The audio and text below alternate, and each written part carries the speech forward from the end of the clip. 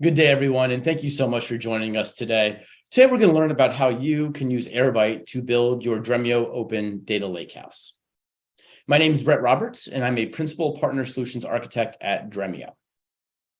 If you haven't heard about Dremio or unfamiliar with what Dremio does, Dremio is the easy and open data lakehouse, and we enable organizations to run mission-critical, scalable enterprise BI directly on the data lake without having to move data or copy data from the data lake into like a data warehouse or into an extract or a queue. We enable organizations to really democratize data by allowing SQL for everyone, where it's not just the data engineer that interacts with the data on the lake or can write SQL. We enable data consumers to also leverage SQL queries and SQL analytics as well. And you can do this with any data from virtually any source, whether that's your cloud data lakes, your on-prem data lakes, or other external databases and connections as well. We're heavily invested and supportive of the open source community. We are the co-founders and creators of Apache Arrow, which is our columnar memory format that we released to the open source community. And it gets around 60 million downloads per a month now. We're also contributors to the Apache Iceberg project, which has been super popular, and we'll talk more about that in a little bit. And we are the founders of Project Nessie, which we'll also talk about a little bit more in this presentation, but it gives you a Git-like experience directly on the data lake. And we work with customers of all sizes and across all industries. You can see some of our logos on the screen, but really we're helping customers across all industries get the most out of their data and run and solve their complex data challenges. Thousands of customers are using Dremio today, including 5 of the Fortune 10. So let's start by just defining what is a data lakehouse. And data lakehouse is a relatively new term. It's been made more popular over the last year or so by companies within the industry, but also some of the larger companies, innovators, leaders like Apple, Netflix, and a few others that are really kind of embracing and looking to embrace this new data architecture. So a data lakehouse is simply, it's a new data management architecture that combines the flexibility, the cost efficiency, and the scale of the data lake with really the data management features, the tools, the ability to do like ACID transactions or DML that you inherently would do with the data warehouse. So that's kind of how we define a data lake. To visualize it a little bit differently, it's really combining the characteristics and the attributes that made the data lake popular a decade and change ago, and the characteristics and attributes that make the data warehouse still popular and kind of why organizations have drawn to that for decades now, combining those attributes together. So on the data lake side, you're combining, again, the flexibility, the ability to use object-based or file-based storage mediums to store massive amounts of data of all different structures and file types and formats, the scalability of being able to elastically scale up or scale out your architecture as you need to add more to accommodate growth or volume or ingest size, and elastically be able to do that by decoupling your compute from your storage. And all of this while being cost effective, right? Hadoop and the traditional data lakes kind of came out on that commodity hardware to provide that cost effective option for massive data storage.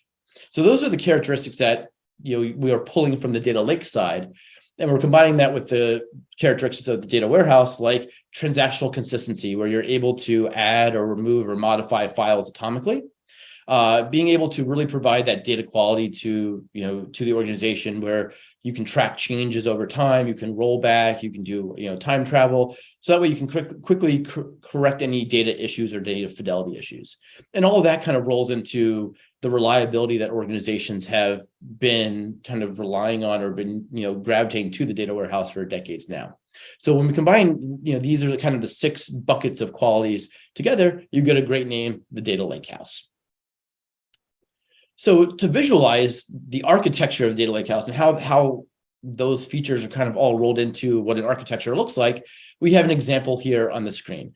Now, you can see on this slide that we actually talk about open data lakehouse architecture. And open is a critical attribute that you really want to ensure that you have within your data lakehouse architectures. And open really just aligns to the formats of how your data is represented. And we'll talk a little bit more about that in a second. But you really want to be able to have this openness to it, where you can bring your best in breed tools to the data without having proprietary tools that you would have to replicate your data to use.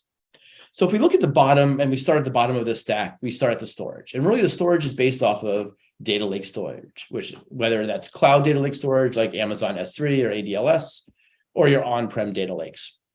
But how that data is represented on that data lake storage is in your file and table formats. And this is really the basis of that openness that we just talked about, which is your file formats and your table formats are really based on open projects like Parquet files or your Iceberg tables. And that, again, allows you, when you get up to your compute and your engine layer, to bring a Spark engine to the same data set that you could bring a Dremio engine or a Presto engine. You can you can bring the right tool to the data without having to copy it multiple times. Now, going back down to that table format just for a second, the technology and the capabilities of what like Iceberg provides with DML and time travel are really some of those foundational building blocks and characteristics that historically would have been in that data warehouse, but we're using Iceberg to be able to do that on the data lake. So really having that table format like Iceberg that allows you to do DML and provide ACID transactions and all that is what makes the use cases and the possible on the data lake storage.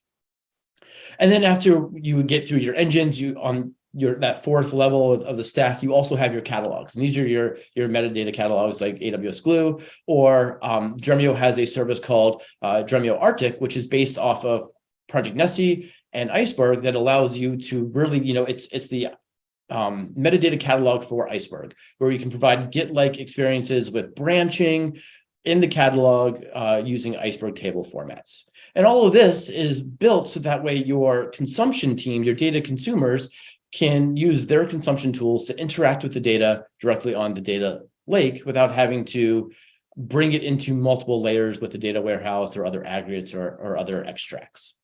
So this is what the architecture of a data lakehouse looks like. And when you add Iceberg or Parquet file formats, you get that open data lake, which gives you more flexibility and more effectiveness.